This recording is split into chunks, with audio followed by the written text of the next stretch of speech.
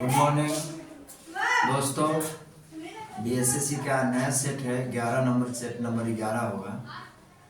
और जितने सवाल हैं जो पहले वाले हमारे साधारण ब्याज या जो हमने पढ़ा दिया है पहले, जैसे टाइम एंड वर्क का वीडियो डाला हुआ है, आपका साधारण ब्याज का वीडियो डाला हुआ है, मिश्रण का वीडियो, सब उसी का क्वेश्चन आ रहा है। आप उसको बढ़िया से पढ़ लें तो सारे के सारे क्वेश्चन आप लगा सकते हैं। देखते हैं क्वेश्चन को।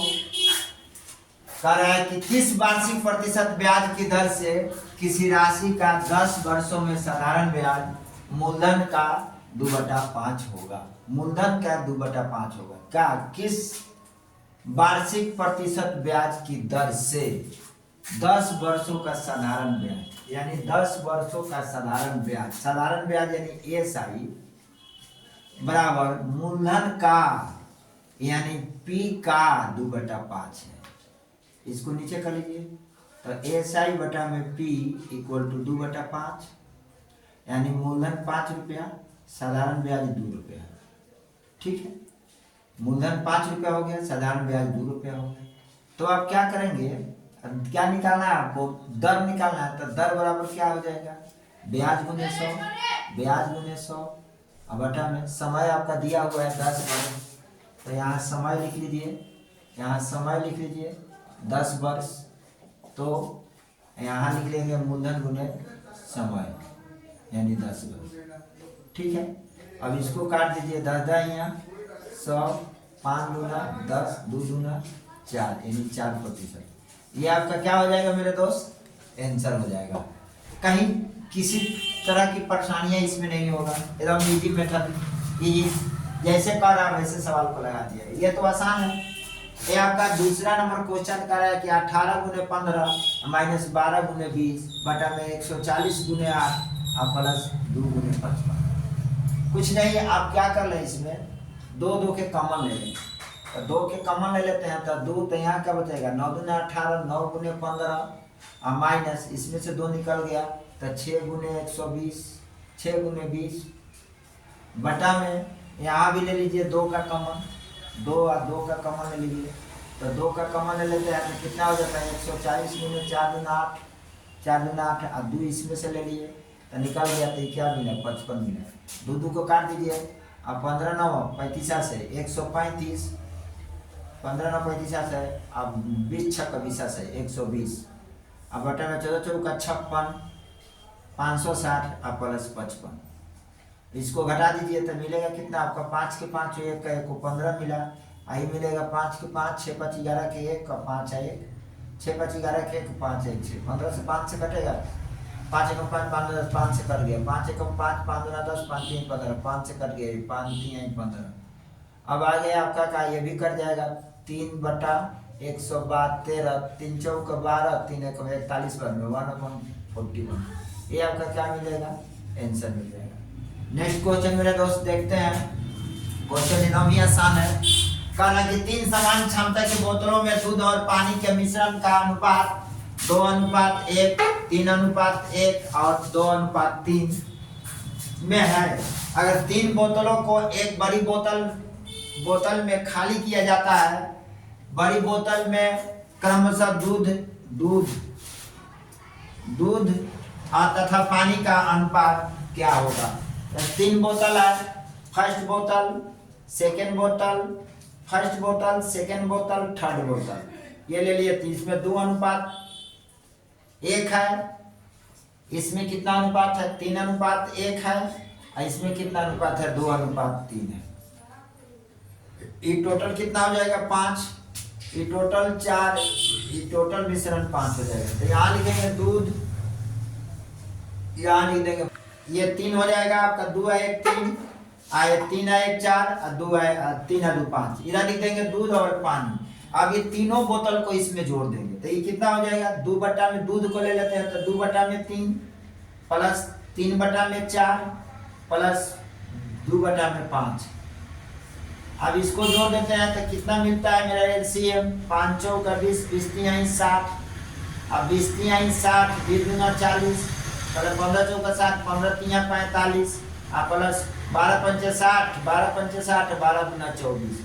चलिए अब इधर निकालना चाहते हैं तो कितना बोतल था, 3 है, तो 3 में से ये टोटल को घटा देंगे यहाँ, तो पानी वाला में 3 में से इसमें घटा देंगे तो कितना, ये 20 तिहाई 60, 15 तिहाई यहाँ पर बाबू 45 हो जाएगा। अब चलिए 5 4 4 8 2 10, 5 4 9, 9 के 9 और 4 4 8 2 10, 109 बटा कितना हो जाएगा 60, बराबर यहाँ आपका आ जाएगा 109 बटा 60। चलिए यहाँ लघुत्तम ले लीजिए, तो लघुत्तम लेते हैं तो 60 36 18 180 बटा 109।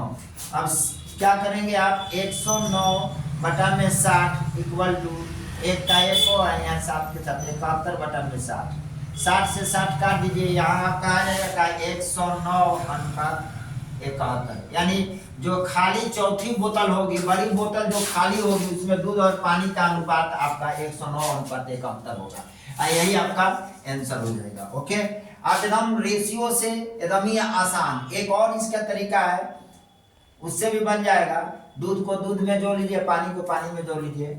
जैसे मैं आपको बता दे रहा हूँ, यहाँ देख लीजिए एक और तरीका देखिए, अगर ये समझ में कम आ रहा है तो 2 और 3 है, और कितना है 2 और 1 है, यहाँ 3 और 1 है, इसके बाद में आपका 2 और 3 है, ये सब का लघुत्तम ले लीजिए, कितना हो जाएगा ये आपका 3 3 4 5 का लघुत्तम 60 हो जाएगा। बात वही है। अब 20 तिहाई 60, इसमें 20 से गुना, तो इसमें भी 20 से गुना, इसमें कितना से गुना कीजिएगा, इसमें कर लीजिए आप कितना से 15 चौका 60, तो इसमें भी 15 से गुना, इसमें कर लीजिए 12 पंचे 60, तो यहाँ 12 से गुना। अब देखिए 2 दूना 40, 15 तिया 45, 12 दूना 24 प्लस 24, ये सबको जोड़ देते हैं तो कितना आ जाता है हमारा 5 4 9 109 आ जाएगा। अब यही गुना इसमें करते हैं तो 20 15 अब बढ़ती है 36, यानी 20 15 अब बढ़ती है 36, 6 5 11 के, यही गुना फिर इसमें कर लें, एक में 20 से, इसमें कर ले 15 से, इसमें कर ले 12 से, तो ये आपको मिल जाएगा कितना, ये मिलेगा आपको अनुपात 20 प्लस 15 तिया 45, 15 एकम 15 प्लस 12 तिया 36।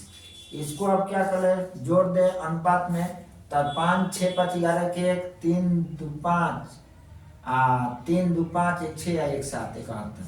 ये आपका आसान है, इससे आसान है, इससे आपको कैलकुलेशन से ये आपका आसान तरीका है, इससे आप बनाएंगे तो एकदम आसान से बन जाएगा। ये आपका समझिए 1 है, इसमें गुना कराया 20 से, ठीक है, ये कितना है 15 से गुना करा दिया, ये कितना से गुना करा दिया 12 से गुना करा दिया, ये आपका आसान है, आसान है। यहाँ आप कर लीजिए, ये ज़्यादा आपको साफ सुथरा नहीं दिखाई दे रहा है, यहाँ ले लीजिए कितना 2 गुने किससे जाएगा 20 3 है ना 3, तो 3 2 1 3, तो 3 गुने 20 20 यहाँ 7 से हो जाएगा। आपको यहाँ 4 था, यहाँ 4 कर लीजिए, बस यहाँ 5 है, थोड़ा गंदा लग रहा है आपको, तो यहाँ 5 है, तो यहाँ कर लीजिए 5 गुने 12, बस इससे आप यहाँ गुना कराएंगे, इससे यहाँ गुना कराएंगे, या आप डायरेक्टली ये समझिए इससे भाग कर लेंगे, और जो बचेगा यहाँ गुना करा देंगे, दोनों में गुना करा देंगे, जो बचेगा यहाँ से हटा लीजिए, इसको हटा लीजिए, यहाँ 3 कर लीजिए, यहाँ 4 कर लीजिए, इससे भाग किया 20 बचा, 20 से इसमें गुना, इससे भाग किया बचा, इससे गुना, यहाँ पर 15 से क्या हो गया 3 2 5 हो गया, और इसका लघुत्तम लिया भाग किया, इससे भाग कर लेंगे, यहाँ भाग लिख लो, आप भाग का यहाँ पर गुना करा देंगे, यहाँ गुना करा देंगे, यहाँ दोनों में, दोनों को दोनों साइड में जोड़ देंगे, यही आपका अनुपात हो जाएगा। ये आपका सेकंड मेथड का सवाल हो गया, सेकंड तरीका से आप बना सकते हैं, सेकंड मेथड, ठीक है आंसर। आपका नेक्स्ट क्वेश्चन पे देखते हैं, नेक्स्ट क्वेश्चन को देखते हैं। फिर यदि 63 105 तथा 21 का लघुत्तम समापवर्तक तथा महत्तम समापवर्तक L और M है, तो L प्लस M का मान क्या होगा, यही मेरे दोस्त निकालना है, L और M का मान क्या होगा। तो देखना है कि अब निकालते हैं 63, 65, 105 और 21 का एलसीएम। यहाँ ले लेते हैं 63, 105 और 21 का एलसीएम। ये 3 से काटने वाला है तो 3 से काट लो। 3 दूना 6, 3 एकम 3, 3 3 9, 3 5 15, 3 7 21। फिर ये 3 से काट लो, 3 से नहीं कटेगा, ज्यादा से ज्यादा 7 से काटो। 7 3 21, 7 5 35, 7 एकम 7 कट गया।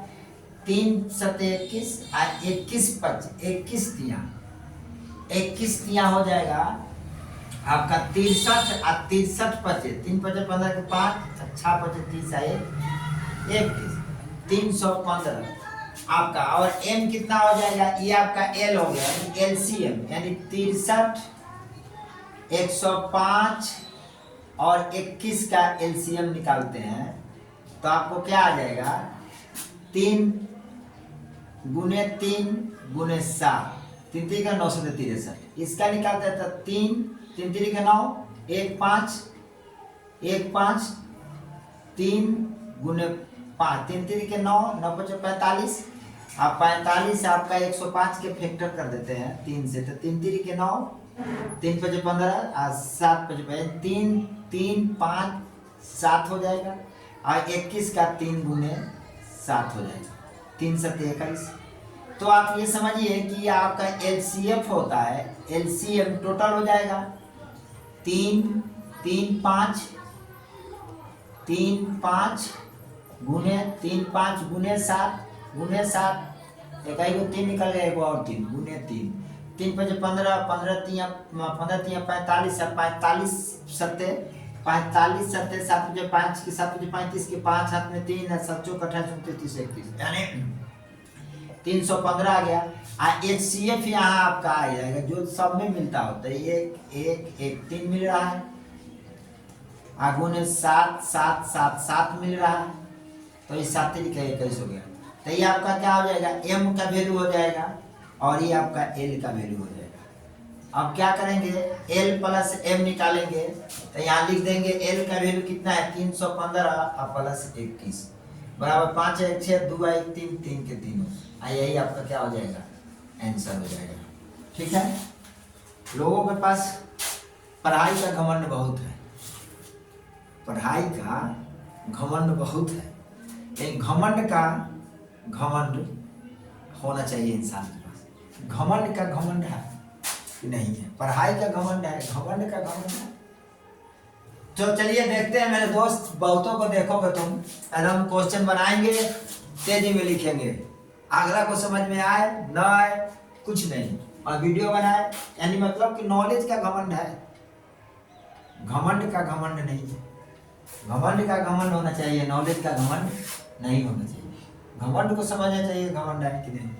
चलिए, यदि किसी संख्या का 8.5% उसी संख्या का 4.5% से 16 अधिक, तो संख्या क्या है, कुछ नहीं है संख्या। अगर ये इससे इतना अधिक है, ये दोनों का अंतर कितना है, 16 का है, तो आप समझ लीजिए कि 8.5% माइनस 4.5% इक्वल टू अंतर कितना क्या है, 1.6। अब इसको आप घटाइएगा, परसेंट की वैल्यू है तो घटा लीजिए, तो 4% इक्वल टू कितना क्या है, 1.6 के, तो 1%, तो 1 के लिए निकालेंगे तो 1.6 गुने 100, अब बटा में यहाँ 4 हो जाएगा, 25 चौका 100। ठीक है, आप 16 25 80 के 0 हाथ में 8 है, 16 गुना 32 8 40, एक अंक दशमलव है, यानी टोटल संख्या के मान कितनी हो जाएगी, 40 हो जाएगा, यानी आपका संख्या क्या हो जाएगा, 40 हो जाएगा। समझ आ रहा है, एकदम आसान है, कोई प्रॉब्लम नहीं है। अब आगे चलते हैं, बोल रहा है क्या क्वेश्चन कि 3 धावकों की गति का अनुपात 1:2:3 है। समान दूरी तय करने में 3 धावकों द्वारा लिए समान समय का क्रमशः अनुपात क्या होगा, लिए गए समय का क्रमशः अनुपात क्या होगा। 3 धावकों की गति का अनुपात इतना है, समान दूरी तय करने में 3 धावकों द्वारा लिए गए समय का क्रमशः अनुपात कितना है। सबसे पहले 3 धावक है, पहला दूसरा तीसरा, मान लीजिए इसका 1:2:3 है। कुल इसके निकाल दीजिए तो 3 दूना 6 हो जाएगा टोटल। ये क्या है आपका धावकों का चाल है, गति है, गति का अनुपात दिया है, गति व्युत्क्रमानुपाती चाल समय का हो जाएगा। तो इसका हम समय लिख देते हैं, तो इसका अनुपात टोटल हो जाएगा 6, इससे भाग करेंगे तो इसका समय 6 आ जाएगा, इससे भाग करेंगे तो इसका समय 3 आ जाएगा, इसको भाग करेंगे तो इसका समय 2 आ जाएगा। अब करेंगे लिए गए समय का क्रमशः अनुपात क्या है, तो लिए गए समय का अनुपात आपका ये है, यही आपका आंसर हो जाएगा। नेक्स्ट क्वेश्चन मेरे दोस्त देखते हैं। एक सेट में सारे क्वेश्चन कठिन नहीं होते, बहुत क्वेश्चन होते हैं जो आसान होते हैं, उसको भी ध्यान देने योग्य होते हैं। ऐसा नहीं कि अनदेखा कर लो, ये तो अइबे करता है, आता ही है, और आप क्या करें, अनदेखा कीजिएगा और आपके हाथ से कभी छूट नहीं सकता है। इसलिए देखिए, यदि m का 10% n के 20% के बराबर है तो m और n का अनुपात क्या होगा। m का 10% बराबर n का 20% के बराबर है। कोई बात नहीं, परसेंट से परसेंट काट दीजिए, 10 दूना 20 काट दीजिए। अब क्या हो जाएगा, m गुने 1 इक्वल टू n गुने 2। अब m बटा n इक्वल टू 2 बटा ये इधर रहेगा तो नीचे हो जाएगा, यानी आपका m अनुपात n इक्वल टू 2 अनुपात 1। आइए आपका क्या हो जाएगा, आंसर हो जाएगा मेरे दोस्त। नेक्स्ट देखते हैं आगे। ओके, नेक्स्ट क्वेश्चन को देखते हैं मेरे दोस्त। कह रहा है कि एक संख्या को दुगुना करके उसमें 9 जोड़ा जाता है, यदि परिमाण को 3 गुना कर दे तब संख्या 75 के बराबर हो जाता है। कह रहा है एक संख्या को दुगुना कर दिया जाए, ये दुगुना कर दिया जाता है और परिणाम में 9 जोड़ दिया जाता है, तो संख्या का परिमाण 3 गुना और संख्या के परिमाण को फिर 3 गुना कर दिया जाता है, तब संख्या 75 के बराबर हो जाता है। लेट कर लो, माना कि संख्या ले लो तुम कितना 1, आज संख्या को दुगुना करके उसमें 9 जोड़ दिया गया, यानी संख्या को दुगुना करके 9 जोड़ दिया गया, तो ये परिणाम आ गया। परिणाम को 3 गुना कर दिया गया और इसको 3 गुना कर दिया गया, तो कितना मिला, 75 मिल रहा है। क्या दिक्कत है, 3 से काट दो, 3 दूना 6, 3 बचे 15। अब 2x प्लस 9 इक्वल टू 25, तो 2x बराबर 25 माइनस 9, 16 9 25, यानी 2x बराबर 16, 8 दूना 16, x बराबर 8, ये आपका आंसर हो जाएगा। ओके, नेक्स्ट क्वेश्चन मेरे भाई देखते हैं। कह रहा है कि किसी तार को एक वर्ग के रूप में मोड़ा गया जिसका क्षेत्रफल 81 मीटर स्क्वायर है, यदि उसी तार को अर्धवृत्त के रूप में मोड़ा जाए तो अर्धवृत्त का त्रिज्या ज्ञात करें। तार को एक वर्ग के रूप में मोड़ा जाता है जिसका क्षेत्रफल इतना, तो वर्ग का क्षेत्रफल बराबर हो जाएगा मेरा भाई भुजा का स्क्वायर, क्षेत्रफल 81 है, तो यहाँ पर a स्क्वायर भुजा को a मानो, तो a की वैल्यू कितनी हो जाएगी, a की वैल्यू 9 हो जाएगी, इसकी वर्गमूल कर लो तो a की वैल्यू 9 हो जाएगी। तब a की वैल्यू ऐसे अर्धवृत्त के रूप में मोड़ा जाता है, तो अर्धवृत्त के परिमाप पाई r बराबर, ये अर्धवृत्त की परिमाप है, परिधि है, यानी परिमाप अर्धवृत्त का परिमाप, अर्धवृत्त का परिमाप बराबर इतना इक्वल टू लिख लो कितना 36, कितना है 9, तो वृत्त के परिमाप निकाल लो, तो वर्ग के परिमाप इधर निकालो, वर्ग का परिमाप बराबर क्या होगा 4 गुने 9 बराबर ये 36 हो जाएगा। अब इसके बराबर 36 लिख लो। अब आपका क्या आ जाएगा, पाई के मान 22/7 गुने r इक्वल टू 36, r बराबर आपका आ जाएगा 36 गुने 7 बटा में 22, 11 दूना 22, 18 दूना 36, 18 7 26 से 126 बटा में 11, ये आपका r का वैल्यू आ जाएगा, यही आपका क्या हो जाएगा आंसर, ये आपका r का वैल्यू। ठीक है, आगे देखते हैं। ABC एक व्यापार में कुल 47,000 रुपए की पूंजी निवेश की, यदि A ने B से 7,000 रुपया अधिक तथा B ने C से 5,000 रुपया अधिक निवेश किए तो 47,000 के कुल लाभ में C का हिस्सा ज्ञात करें। 47,000 के कुल लाभ में C का हिस्सा ज्ञात करें। सबसे पहले पूंजी देख लेते हैं ABC का, यहाँ मान लेते हैं A यहाँ बी और यहाँ सी। ए का 100 रुपया लगाया तो इससे ही 5000 ज्यादा लगाया तो x प्लस 5000 हो जाएगा, और इससे ही ज्यादा लगाया 7000 तो x प्लस 7 5 12000 हो जाएगा। कोई दिक्कत? कोई दिक्कत। सबकी पूंजी बराबरी पूंजी, तो सबकी पूंजी कितनी हो जाएगी? x तो 3x प्लस 12000 और 5 17000 इक्वल टू कितना? 47,000 में, यानी 4700 में।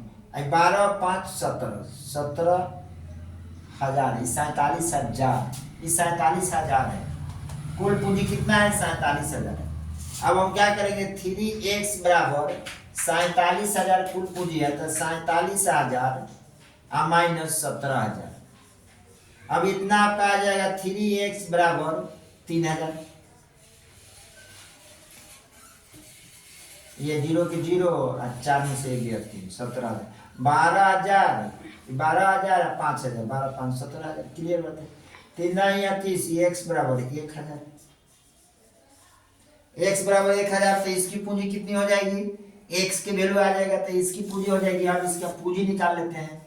a b c, इसकी पूंजी 1000, इसका पूंजी 5 है 6000, और इसका पूंजी हो जाएगा 12 1 13,000।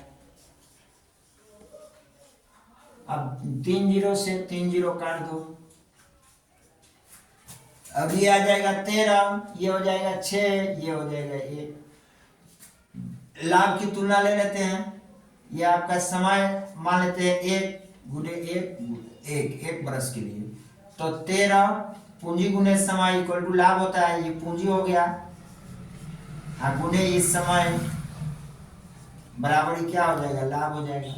तो 13 प्लस 6 प्लस 1, ये किसके बराबर है? ये आपका 4700 के बराबर है। कुल लाभ इतना है। तो इसमें बोल रहा है कि सी के हिस्सा क्या होगा? सी के तुलना कर लेंगे। 13 19 से 1 20, 19 से 1 20, 20 आ गया।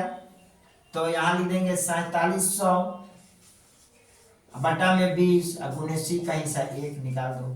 0 से 0 इसको काट दो, 2 दूना 4 5 दूना 70, यानी सी के हिस्सा 235 रुपये आ जाएगा। यही आपका आंसर हो जाएगा। Okay, next question next day मिलते हैं।